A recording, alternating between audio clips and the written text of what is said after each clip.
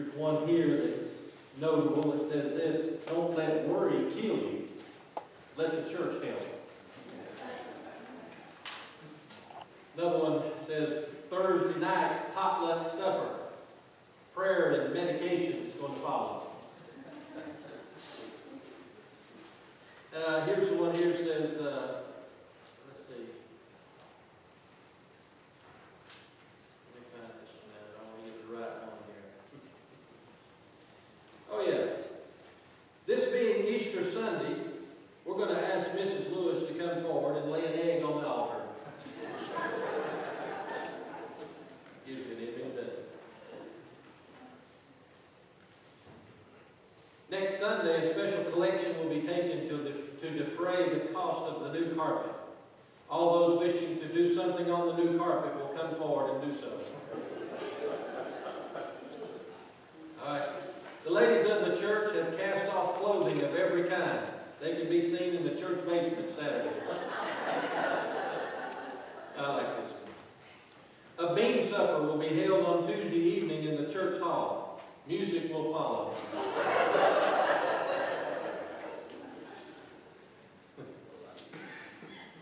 We had one the other day. Y'all noticed the lights on the steeple? At night, you can see now the steeple's lit up. It said, come and see the floods that are sitting on the church steeple. And at the evening service tonight, the sermon topic will be, what is hell? Come early and listen to our choir practice.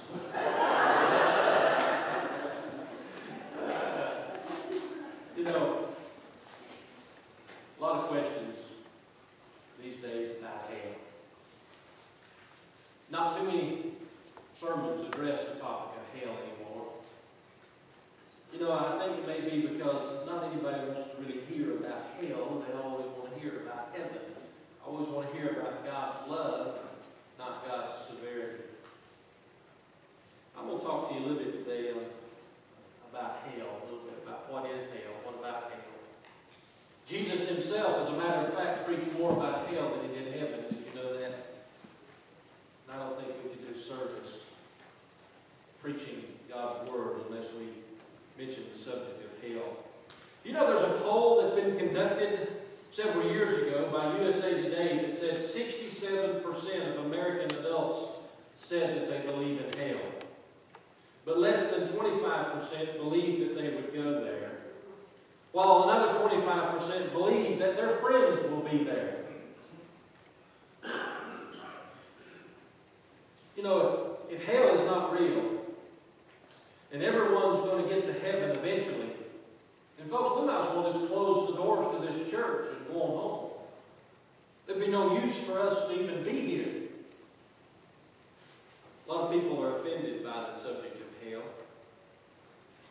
There's been cults that have began because of the subject of hell. There's one that believes, of course, that there is no hell.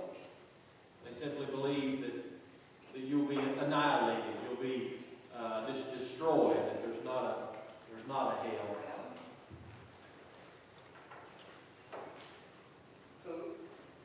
There's a story that goes around that says this. There was a chaplain who was reporting to a new duty.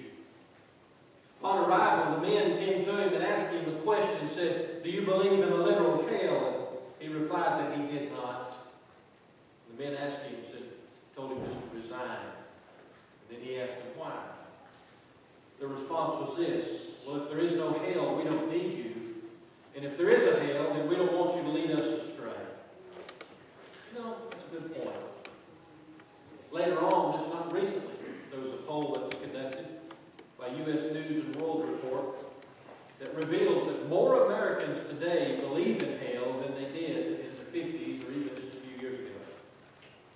But most think of hell as just some kind of a place of separation, an anguished state of existence rather than a real place.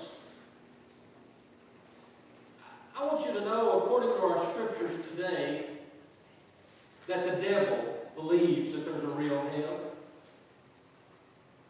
You may not believe in hell this morning, you may think that it's just a state of mind, but listen, you not believing in hell does not lower the temperature 1 degree. It's real. Many people say, well, I don't believe that a good God would send anyone to hell. You know, I've never heard anyone make a statement like this. How could a good judge sentence a mass murderer to death for his crimes? We don't say that because the judge, folks, is not responsible for the man being sentenced to death. It was his own crimes that sentenced him, his own actions. The Apostle Paul said in Romans 11:22, therefore consider